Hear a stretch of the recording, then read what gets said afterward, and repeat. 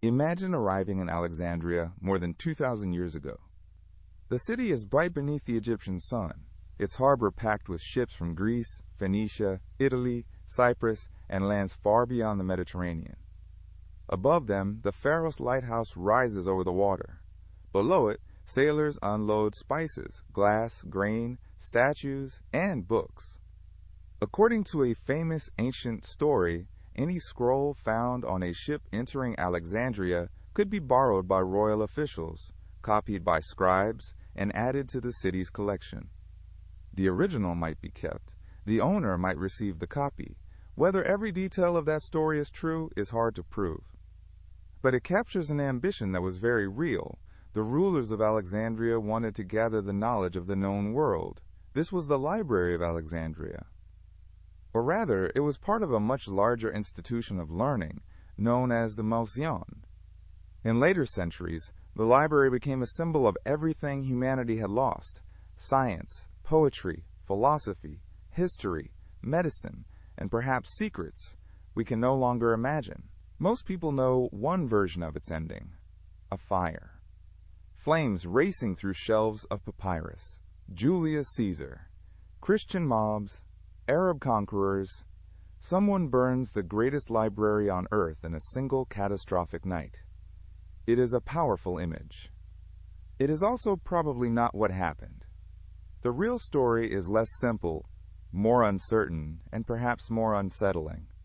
The Library of Alexandria may not have died in one moment. It may have faded, been damaged, rebuilt, scattered, neglected, and finally forgotten over centuries. Its destruction was not only a disaster caused by enemies at the gate. It was also the result of something quieter. Institutions collapse when the people who support them stop believing they are worth saving.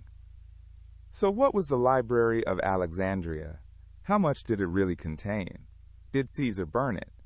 And why has the world remembered its loss for so long? To answer those questions, we have to return to the city itself. Alexandria was founded in 332 BCE by Alexander the Great. Alexander did not live to see what the city would become. After his death, his empire broke apart among his generals. Egypt went to one of them, Ptolemy, who became Ptolemy I. The Ptolemies were Macedonian Greek rulers governing Egypt. Their capital, Alexandria, was not an old pharaonic city. It was a new experiment. It stood between Egypt and the Mediterranean, between Africa, Asia, and Europe. It had access to trade routes, royal wealth, and a growing population of Greeks, Egyptians, Jews, and people from many other parts of the ancient world. Ptolemy I and his son, Ptolemy II, wanted Alexandria to compete with Athens as the intellectual center of the Greek-speaking world. They did not merely want a city of palaces and armies. They wanted a city that could claim possession of the world's ideas. Their answer was the Museion, named for the Muses, the divine patrons of arts and learning. The word museum comes from this institution, but the ancient Museion was not a museum in the modern sense. It was more like a research institute, university, academy, archive, dining hall, and royal foundation combined. Scholars were invited to live and work there. They received food, accommodation, and support from the king. They read, argued, taught, wrote commentaries, compared manuscripts, observed the sky, studied anatomy, mathematics, language, geography, and poetry. The library was essential to that mission. Papyrus scrolls were expensive, fragile, and laborious to copy. A major collection gave scholars something extraordinary: the ability to compare different versions of the same text. In a world before printing, no two copies had to be identical. A poem could acquire mistakes, omissions, additions, and changes every time a scribe reproduced it. A library with many versions allowed experts to hunt for the oldest and most reliable text. That is why Alexandria mattered. It was not only a warehouse of books, it was a machine for checking, organizing, and improving knowledge. One of the best examples was Callimachus, a poet and scholar who worked in Alexandria in the 3rd century BCE. He created a massive catalog known as the Pennices, or tables. It organized authors and works by subject and genre. In effect, it was one of the earliest great library catalogs. Imagine trying to find a particular poem among tens of thousands of unnumbered scrolls. Callimachus made the collection navigable. He recorded authors, titles, and useful information. The idea feels ordinary today because libraries, databases, and search engines have taught us to expect it. In his world, it was a remarkable intellectual achievement. Alexandria also attracted some of the greatest scholars of antiquity. Eratosthenes, one of the library's famous intellectual figures, calculated the circumference of the earth with astonishing accuracy by comparing shadows in two Egyptian cities. Aristarchus of Samos proposed that the earth moved around the sun, although his idea did not become the dominant model. Euclid worked in Alexandria, even if the exact relationship between him and the library is uncertain. Scholars there edited Homer, studied grammar, mapped the world, and debated how nature worked. It is tempting to picture a single magnificent hall filled, floor to ceiling, with scrolls. The reality was probably more complicated. We do not know exactly where the main library stood. We do not have a surviving floor plan. We do not know its precise size. Ancient writers give enormous numbers for the collection, hundreds of thousands of scrolls in some accounts. But those figures are difficult to verify and may include copies, duplicates, and materials stored in different places. There may also have been more than one library. The main collection seems to have been linked to the Mausoleum in the royal quarter. Another collection was associated with the Serapeum, a temple complex dedicated to the god Serapis. Later writers often blur these institutions together, and that confusion makes the final story even harder to reconstruct. Still, the basic fact is not in doubt. Alexandria became a major center of ancient scholarship. It was real. Its collections were real. Its scholars changed the history of literature and science. But the details that would make the story easy, exact buildings, exact dates, exact totals, are mostly gone. That missing information is the first warning in this investigation. The Library of Alexandria is famous because knowledge was lost. Yet much of the evidence about the library itself is also lost. We are trying to reconstruct the vanished institution from scattered references, later writers, archaeology, and stories repeated long after the events they describe. There is another reason the numbers are so difficult. A scroll was not the same thing as a book in the modern sense. A long work might occupy many roles. Several short works might be copied onto one. A library might own more than one version of the same text, or a working copy and an archival copy. When ancient writers reported a total, they may have counted rolls, titles, copies, or holdings from several locations. A figure that sounds impossible to us may have been using a different unit of measurement. The ancient world was also far more connected than the phrase Greek library in Egypt suggests. Alexandria sat in a world of exchange. Egyptian priests had traditions of record-keeping that went back millennia. Babylonian astronomers had developed long tables of celestial observations. Persian, Jewish, and Greek communities produced texts in different languages. Trade carried not only goods, but stories, ideas, and techniques. We should be careful not to imagine the Library of Alexandria as a perfectly open public library where any passerby could borrow a scroll. It was probably an elite scholarly institution supported by rulers. Access was limited. Its collection served research, teaching, courtly prestige, and the intellectual culture of a powerful city.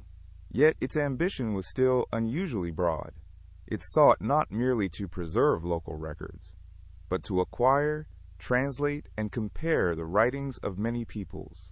One famous example is the Greek translation of the Hebrew Scriptures, later known as the Septuagint. A tradition says that Jewish scholars were brought to Alexandria to produce it for the royal library.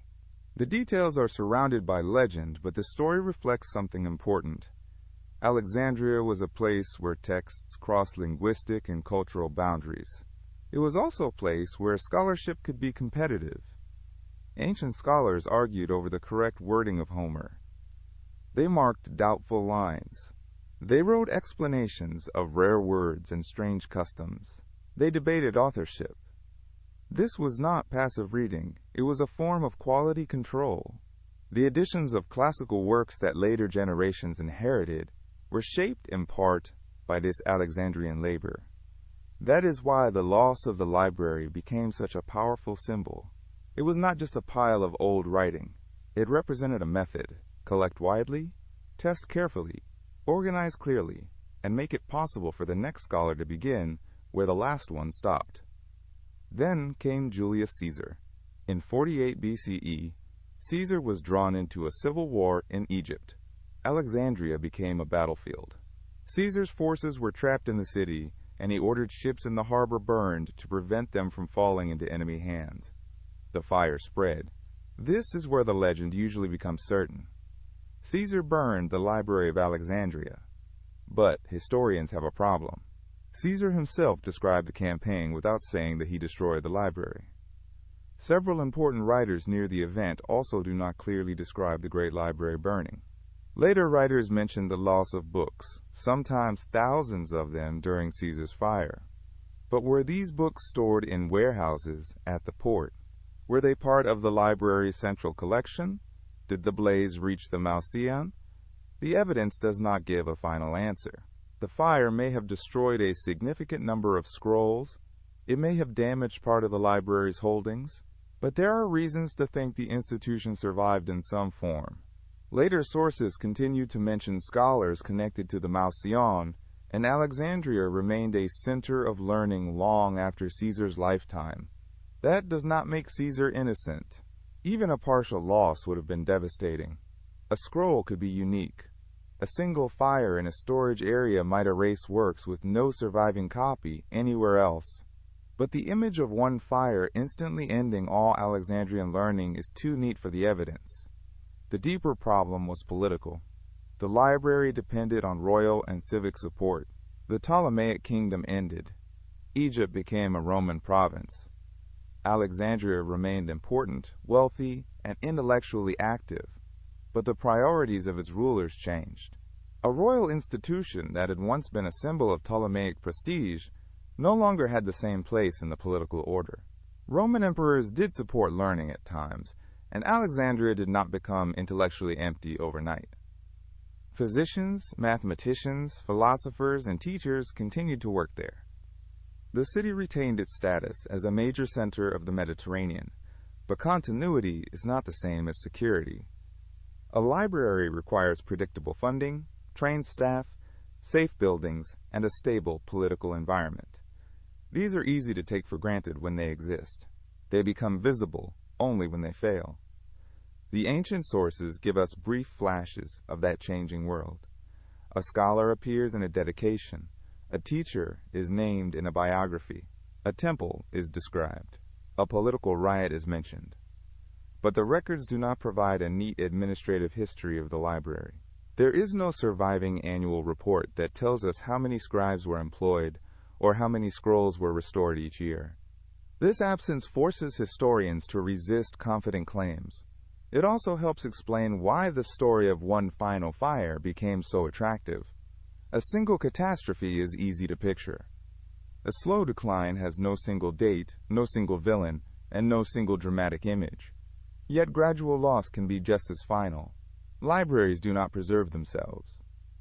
Papyrus is vulnerable to damp, insects, mold, fire, rough handling, and time.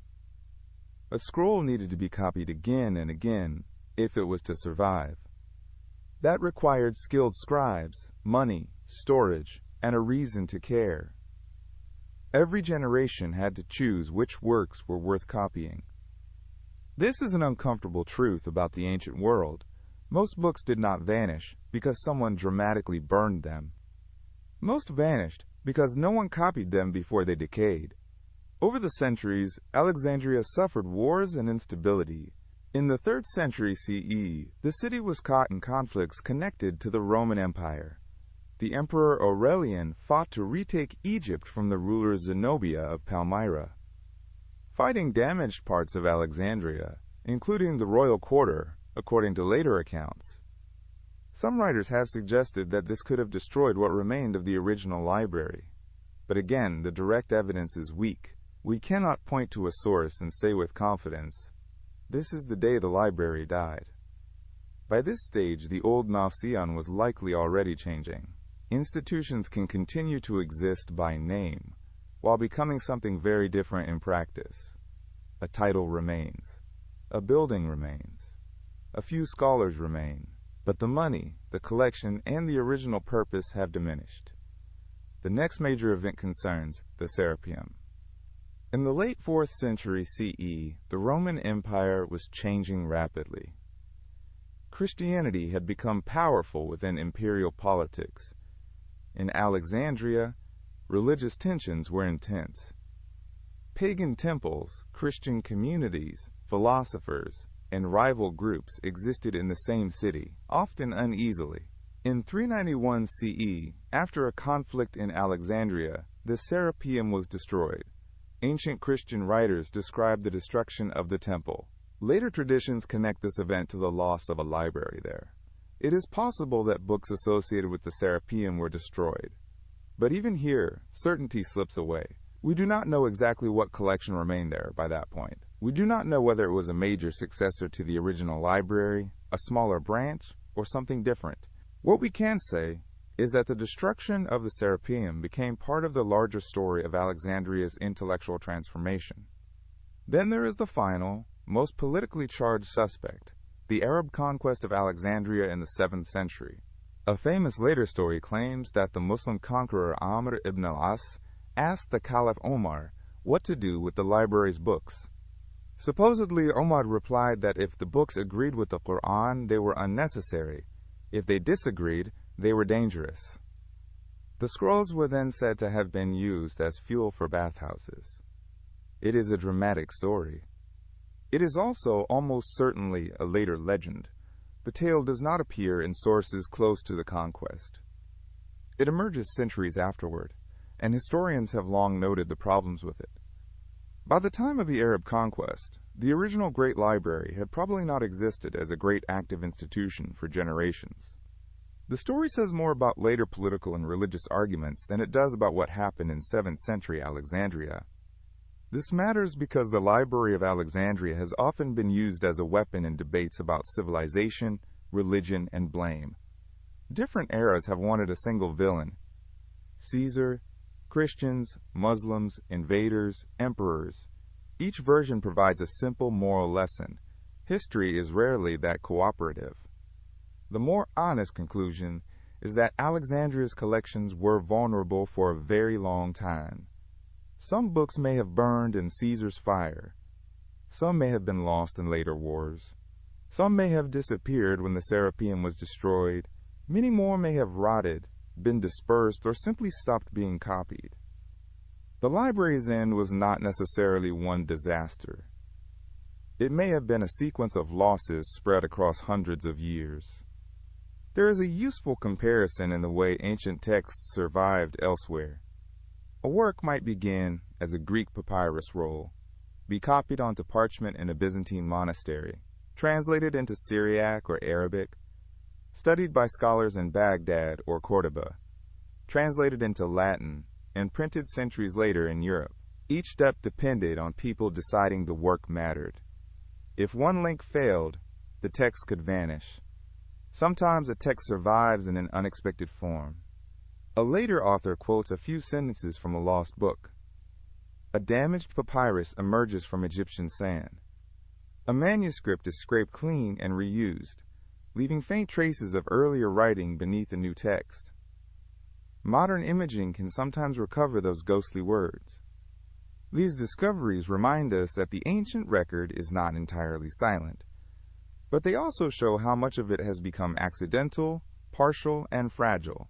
The Library of Alexandria was therefore not the only place where knowledge lived, and its disappearance did not erase ancient learning from the world. That would be another myth. Athens, Pergamon, Rome, Antioch, Constantinople, Jewish academies, monasteries, and later Islamic centers of learning all preserved and developed important traditions. Alexandria was special because it became the most famous expression of a dream, a universal collection of knowledge. Its loss hurts in the imagination because the dream itself is so compelling. Before we leave the ancient city, there is one more question worth asking. What, exactly, might have been lost? The honest answer is that we do not know. Popular accounts often claim that the Library of Alexandria held every secret of the ancient world. Advanced machines, lost maps, the records of vanished civilizations, perhaps knowledge that could have changed history. Those claims are exciting, but evidence does not let us treat them as fact. The library probably did contain rare and important works. It may have held early versions of Greek tragedies, local history, scientific notes, travel narratives, philosophical arguments, and technical treatises. Some of those texts may have existed nowhere else, but the library was not a magical vault that preserved all wisdom in one place. Knowledge in the ancient world was dispersed. It lived in workshops, temples, private homes, archives, schools, oral traditions, and other libraries. Even so, the scale of loss is staggering. Of the hundreds of plays written for the ancient Athenian stage, only a fraction survives. We have 7 surviving tragedies by Aeschylus, 7 by Sophocles, and 19 by Euripides. Ancient catalogs and references tell us that each wrote far more. We know the titles of lost works, but not their words. Historians quote lost historians. Philosophers argue with books that no longer exist. A few fragments survive like pieces of pottery from a shipwreck, enough to prove there was once something larger, never enough to restore it. Take the ancient historian Ctesias, who wrote about Persia and India. His work survives only in summaries and fragments. Or the Greek philosopher Epicurus, who wrote hundreds of works, while only a small portion remains. The same pattern appears again and again. Ancient literature was once much wider than the small shelf of classics that reaches us today. This is important because it changes how we imagine the past. We often mistake what survived for what was most important. A book that exists today can feel inevitable, as if history selected it because it was the best. But survival depends on chance, fashion, geography, religion, language, accident, and the decisions of generations of copyists. A work might survive because it was assigned to students. Another might disappear because it was difficult, unfashionable, politically awkward, or written in a language fewer people could read. A text preserved in a dry desert might outlive a more famous text stored in a humid city. A Christian monk might copy a pagan author because the author's grammar was useful. A ruler might sponsor translation because a medical book had practical value. Survival was never a pure test of quality. Alexandria understood this problem earlier than most places. Its scholars were not merely collecting famous authors. They were creating editions, catalogs, and commentaries designed to make texts usable in the future. A manuscript without explanation could become unreadable as language changed. A poem without a reliable title could become impossible to find. A book without copies could become one accident away from oblivion. In that sense, the library's most advanced invention may not have been a device or a discovery. It may have been an attitude, the realization that knowledge needs infrastructure. Consider the work behind a single surviving ancient book. Someone had to write it. Someone had to decide it was worth copying. Someone had to buy papyrus or parchment. Someone had to make a careful transcription. Someone had to keep it dry and safe. Someone had to teach the next generation how to read its language. And eventually, someone had to carry it through a war, a migration, a religious conflict, or the collapse of a government. The book survives because all of those things happen. The book disappears when one of them does not. This is why the question, who destroyed the Library of Alexandria, can be misleading. It asks for one culprit, when the deeper cause was a failure of continuity. There were certainly violent events. There were fires and political conflicts. But the long-term danger was that the systems of copying and scholarship became weaker than the forces working against them. It is possible to see this process in the material itself. Papyrus was practical and widely used around the Mediterranean, but it did not last forever in every climate. In dry Egypt, papyri can survive for thousands of years. In damp places, they may decay quickly. Parchment was more durable, but costly. Copying required time. A large library, therefore, needed constant maintenance. not just a grand founding ceremony. That maintenance is invisible in most legends. Nobody makes a movie about a librarian checking for insects, a scribe repairing a damaged roll, or an administrator paying for storage. Yet those small acts are what keep a civilization's memory alive. There is another mystery connected to Alexandria, the lost works of its own scholars. We know that Eratosthenes wrote on geography, mathematics, chronology, and philosophy. Most of those works are gone. We know that Aristarchus wrote arguments about the motions of the heavens. Only fragments remain. We know that Callimachus created the Pinakes, an enormous catalog of Greek literature. The catalog itself has vanished. Think about that for a moment. One of the most important catalogs in the history of libraries is itself a lost work. We know that it shaped how a major collection was organized, yet we cannot open it. We cannot browse its entries. We cannot see which books it listed. The system that once helped scholars find knowledge became part of the knowledge that vanished. The irony is almost too perfect. Alexandria is remembered for a library we cannot fully reconstruct, through a catalog we cannot fully read, from sources that survive only in fragments. And still, the institution's influence survived. Later libraries adopted similar ambitions. The Royal Library at Pergamon competed with Alexandria in the Hellenistic world. Roman collectors built private and public libraries. Christian monasteries preserved manuscripts. Scholars in Baghdad's House of Wisdom gathered and translated works from Greek, Syriac, Persian, and Sanskrit traditions. In the Renaissance, European humanists searched monasteries for forgotten manuscripts and celebrated their recovery. None of these institutions was simply a continuation of Alexandria. Each had its own languages, politics, beliefs, and goals. But they shared a conviction that knowledge should be gathered and organized, rather than left to disappear. The story also reveals the danger of nostalgia. It is easy to idealize the Library of Alexandria as a lost golden age, where everyone valued reason. The real ancient world was more complicated. The library existed because a ruling dynasty had wealth, power, and political motives. It served elite scholars. It was part of a city marked by inequality and conflict. Its founders collected knowledge, but collection can also involve control. Taking texts from ships, if the famous story is even partly true, was not a neutral act. We do not need to turn Alexandria into a perfect utopia to understand why it mattered. Its greatness was real enough. It funded scholarship at an extraordinary scale, encouraged textual criticism, supported researchers, and made the preservation of books into a state ambition. Its flaws were real too. The lesson is not that the past was better. The lesson is that institutions of knowledge are precious precisely because they are difficult to build and easy to neglect. Modern archaeology adds another layer of caution. Alexandria has changed dramatically since antiquity. Earthquakes, rising water, construction, and centuries of urban life have transformed the coastline and buried or destroyed much of the ancient city. Parts of the royal quarter may lie beneath modern buildings or underwater.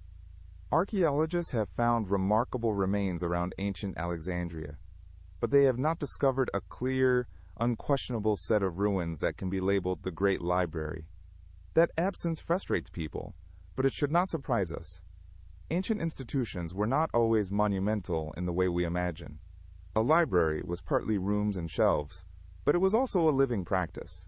Its most valuable objects were light, portable, and perishable. A bronze statue can survive at the bottom of the sea. A papyrus scroll usually cannot. The lack of a final archaeological answer leaves room for imagination. It also creates opportunities for misinformation. Every few years, someone claims that a secret chamber has been found, or that the library held proof of lost technology, or that a recovered manuscript will reveal everything. Real history is rarely that tidy. The true mystery is not a hidden room waiting to be opened. It is the vast silence left by material that is simply gone. To understand what Alexandria meant in practice, imagine a normal day at the museum during its early centuries. At dawn, the harbor is already moving. Fishermen bring in their catch. Merchants bargain over cargo. Messengers arrive from the palace. Beyond the waterfront, the wide streets of Alexandria carry a mixture of languages. Greek may dominate the court and the scholarly institutions, but Egyptian, Hebrew, and many other languages are heard in markets and neighborhoods. The city is not a quiet sanctuary.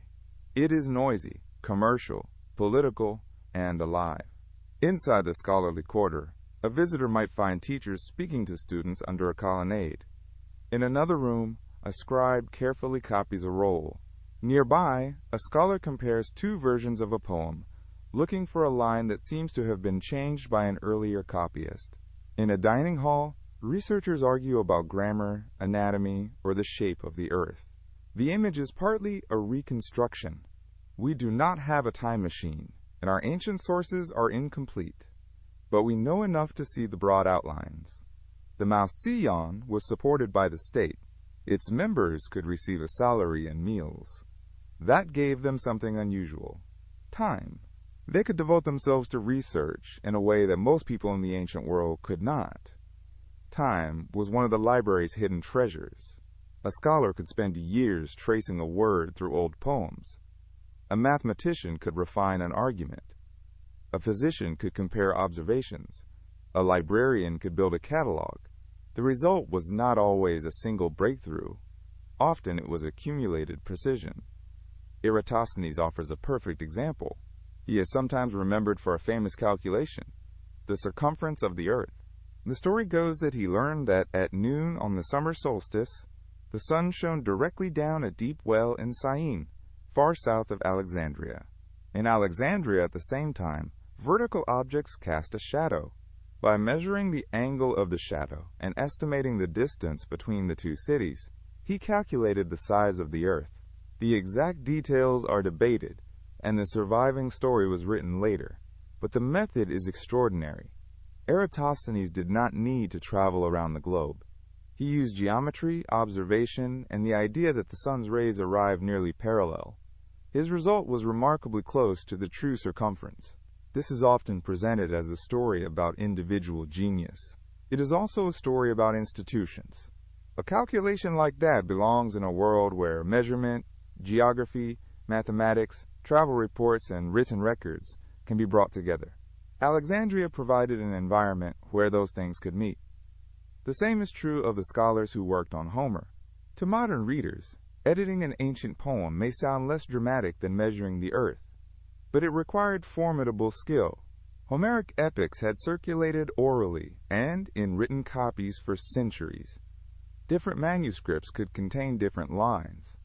Some passages might be duplicated, others might be missing. A scholar had to compare versions, judge language and style, and decide what belonged in the text. Alexandrian scholars developed marks and annotations to indicate doubtful passages. They wrote commentaries that explained difficult words and references. Their work helped establish the versions of the Iliad and the Odyssey that later readers inherited.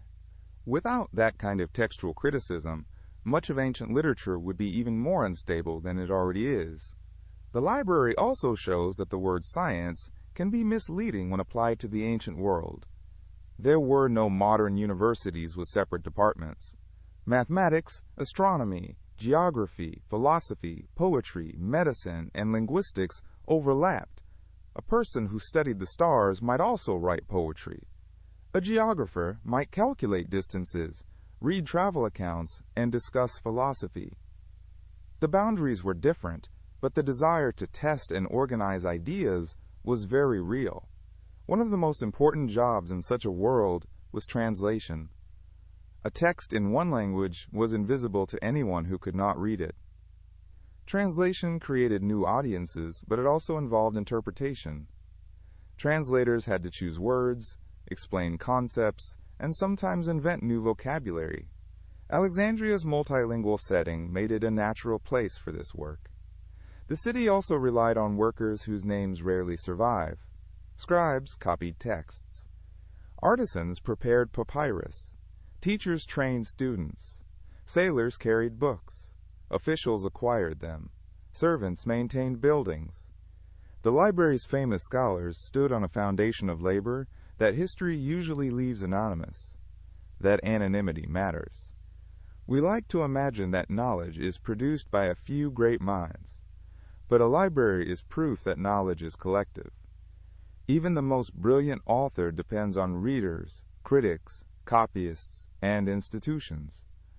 A discovery is fragile until other people record it, challenge it, teach it, and pass it on. Alexandria's rulers understood the prestige of this collective achievement. They competed with other Hellenistic kingdoms for scholars and texts. Stories tell of royal agents searching for rare books, and of wealthy patrons offering enormous sums for famous manuscripts. Some tales are exaggerated, but the competition was real. Possessing a major library was a statement of power. That raises an uncomfortable question. Was the collection of books always benevolent? Not necessarily. A ruler can gather knowledge out of curiosity, but also out of rivalry, control, and prestige. The Ptolemies did not build Alexandria's institutions in a political vacuum. They were foreign rulers in Egypt, and culture helped them legitimize their rule. A brilliant library could proclaim that their capital was the new center of the civilized world. Yet political motives do not erase intellectual achievements. In fact, many great institutions are built from mixed motives. Ambition pays for projects that later serve ideas far beyond the ambitions of their founders. The challenge for historians is to see both sides at once. The library was a tool of royal power, and it was also a genuine engine of scholarship. The most famous object in ancient Alexandria was not a book at all, but the lighthouse. The pharaohs guided ships toward the city, and became one of the 7 wonders of the ancient world. It stood as a public sign of Alexandria's confidence, a city visible from the sea, connected to the world, and technologically capable. The library and the lighthouse represented 2 kinds of orientation. One helped sailors find a harbor, the other helped scholars find their way through a sea of texts. Both depended on maintenance. Both could be damaged by time, earthquakes, war, and neglect. And both became symbols long after their physical structures had vanished. Alexandria was therefore more than a location on a map. It was an idea of what a city could be, a crossroads where wealth from trade could fund learning, where books could move across borders, and where people could ask questions larger than the needs of a single kingdom. That ideal was never complete. It excluded many people. It existed alongside poverty and violence, but it was powerful enough to echo across centuries. There is one final way to approach the mystery, not as a legend, but as an investigation. Imagine laying the evidence on a table. On one side are the ancient authors. Some lived near the events they describe. Some wrote centuries later. Some were historians. Some were geographers, poets, church writers, or compilers of anecdotes. None gives us a complete account of the library from beginning to end. On another side are the physical remains. We have inscriptions, papyri, ruins, coins, statues, and the changing landscape of Alexandria. They help us understand the city, but they do not provide a label saying, here is the main reading room, here are the shelves, and here is the final day of the collection. Then there are the later stories. They are valuable, but not always, because they are literally true. A legend can reveal what later generations wanted the Library of Alexandria to mean. When writers blamed Caesar, they told a story about war and imperial power. When writers blamed religious groups, they told a story about intolerance. When writers imagined all ancient knowledge going up in flames, they expressed fear that civilization itself was fragile. Good history does not simply reject legends. It asks when they appeared, who repeated them, and why they became convincing. Consider the story of Caesar's fire again. Caesar did burn ships in Alexandria during the War of 48 BCE. That much is secure. A fire spread through part of the harbor area. Later authors refer to books being destroyed. Those facts give the legend a real foundation. But the jump from books were lost in a harbor fire to the great library was completely destroyed is much larger than it first appears. The question becomes, what did the writers actually see or know? Did they rely on eyewitness testimony? Were they repeating an earlier source? Did the word library mean the main collection, a warehouse of scrolls, or a related institution? Ancient writers did not always use terms with the precision modern historians want. The same method applies to the destruction of the Serapeum. We know the temple was destroyed in a period of religious conflict. We know that ancient Alexandria had more than one collection of books associated with scholarly and religious spaces. But the exact relationship between the Serapeum's collection and the original Maozian library remains uncertain. A confident documentary should say where certainty ends instead of hiding the gap. This is not a weakness. It is what makes the subject compelling. We are watching historians work at the edge of the evidence. There is a difference between a mystery and a blank canvas. A mystery has clues. A blank canvas invites people to invent whatever they want. The Library of Alexandria is a mystery. We know enough to reject some claims and support others. We know that Alexandria was a major center of scholarship. We know that books were collected and copied. We know that the city suffered fires, wars, political change, and religious conflict. We know that the grand institution did not survive into the modern world. What we do not know is the exact sequence by which every scroll disappeared. That uncertainty can feel disappointing until we remember that uncertainty is not failure. It is the honest shape of the past. Ancient history often survives in fragments. The task is to build the strongest explanation possible without pretending the fragments are a complete picture. The surviving fragments can also correct our expectations. Modern audiences often ask whether the library possessed knowledge that would have created an industrial revolution centuries early. It is possible that valuable technical texts were lost. But technology depends on more than ideas. A machine described on a scroll still needs materials, skilled labor, energy sources, economic demand, institutions, and a community able to reproduce it. The Antikythera mechanism is a useful reminder. This remarkable Greek device, built more than 2,000 years ago, used a complex system of bronze gears to model astronomical cycles. It proves that ancient artisans and thinkers could achieve astonishing things. But it did not lead to a world of factories. Knowledge can be brilliant and still remain rare, expensive, or difficult to spread. The same is true of Alexandria. Even if a lost scroll contained a remarkable insight, its influence would have depended on whether readers understood it, copied it, taught it, and turned it into practice.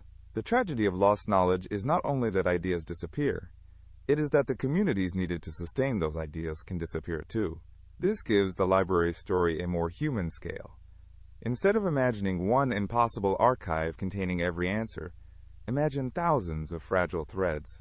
A medical observation in one scroll, a map in another, a poem in a third, a catalog that tells readers where to look. Each thread can break. Some are repaired. Some are carried elsewhere. Some vanish without anyone recording their loss. When we say that the Library of Alexandria was lost, we are really describing a process in which countless threads were severed. The story also makes us ask what we are losing now. Digital technology seems to solve the problem of fragile scrolls.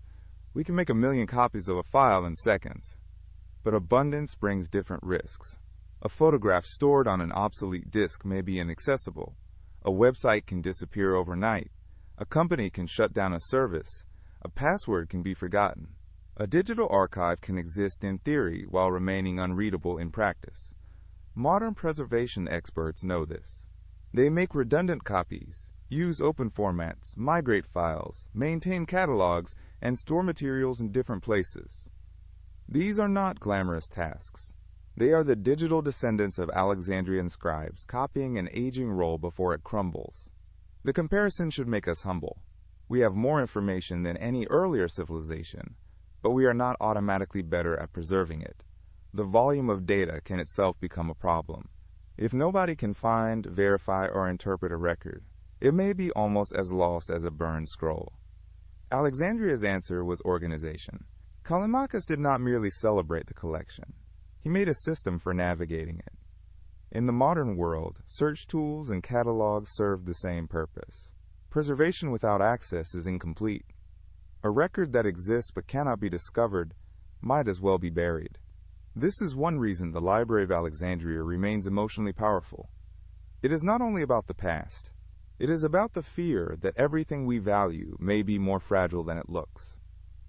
It is about the hope that careful work can push back against that fragility. The library did not survive, but the idea survived. It survived whenever someone copied a text, built a catalog, founded a school, translated a book, preserved an archive, or taught a child to read. There is also a personal side to this story that is easy to miss.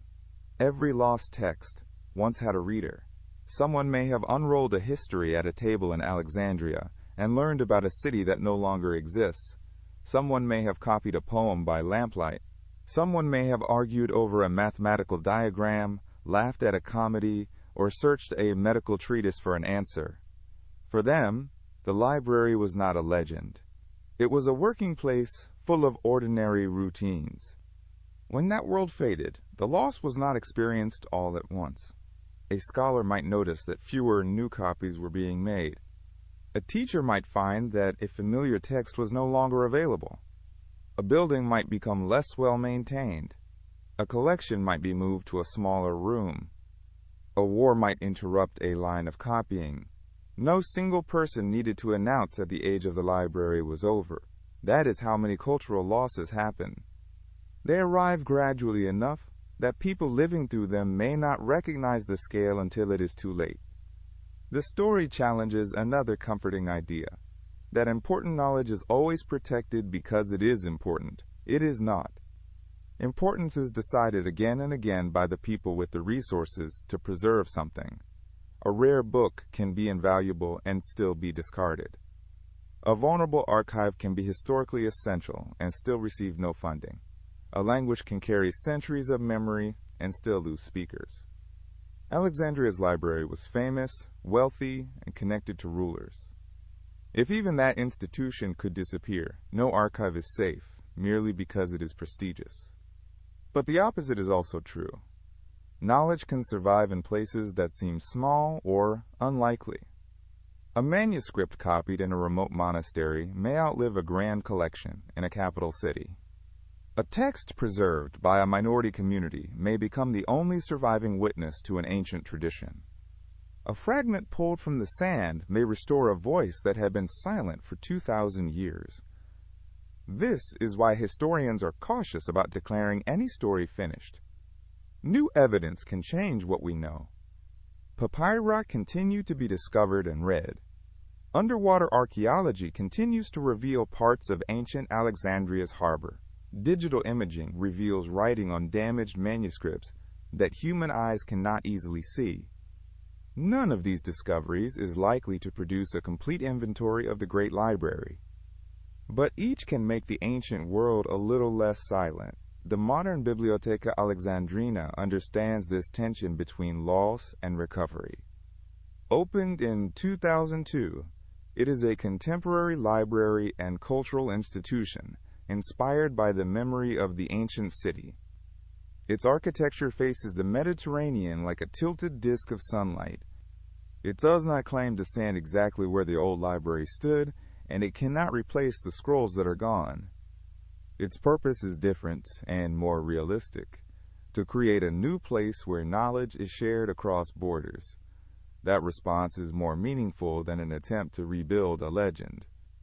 The ancient library cannot be restored by copying its imagined appearance. It can be honored by continuing its best ambition, making room for learning, exchange, criticism, and curiosity.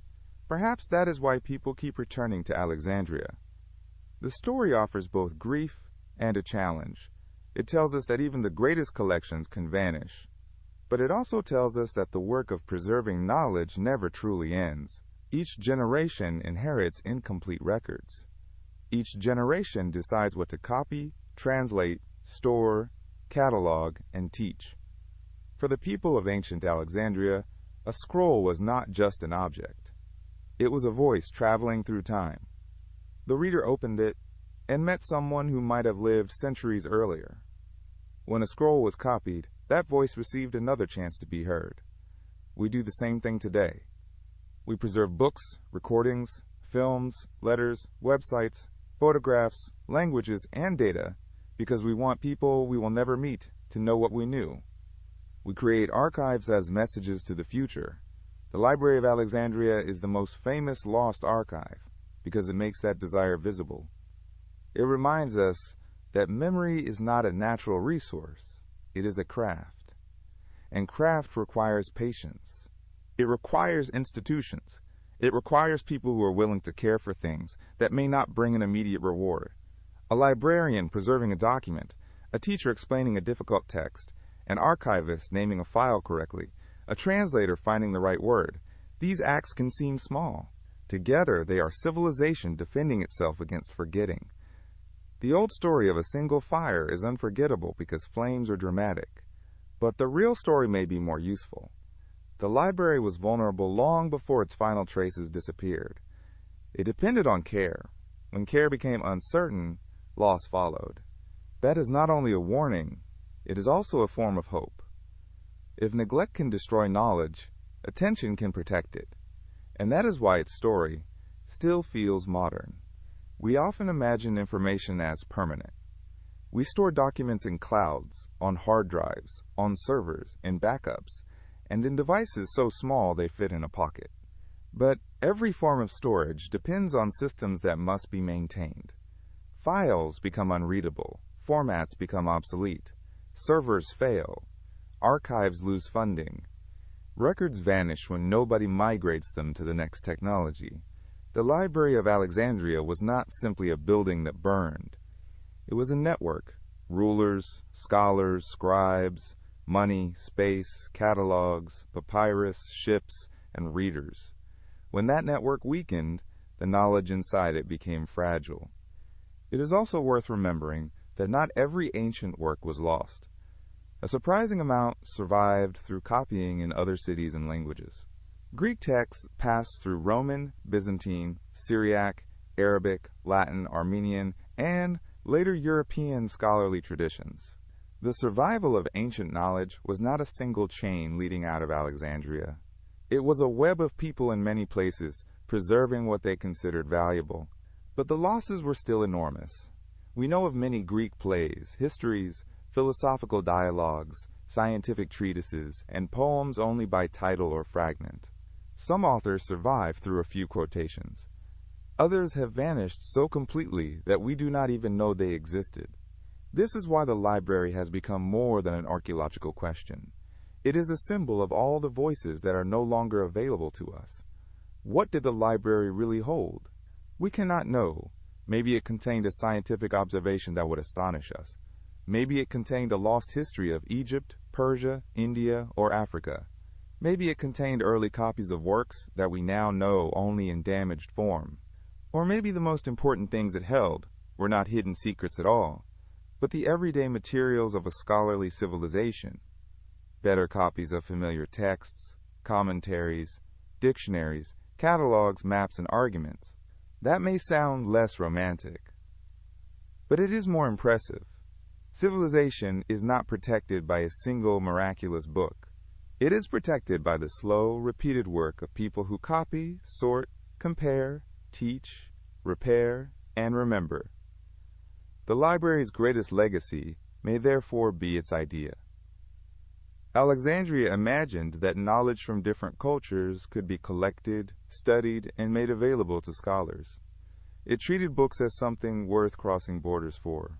It created systems to organize information long before the digital age. And it showed how quickly even the greatest institutions can become vulnerable. Today, the modern Bibliotheca Alexandrina stands near the site of the ancient city. It is not a reconstruction of the great library. No one can rebuild what has vanished, but it is a deliberate answer to the old story. Knowledge can be gathered again. Archives can be renewed. Curiosity can outlive catastrophe. The Library of Alexandria was probably not destroyed in one blaze. Its story is more haunting than that. It disappeared little by little as the world around it changed, and perhaps that is the real warning it leaves behind. Knowledge does not vanish only when someone tries to destroy it. It also vanishes when we stop carrying it forward.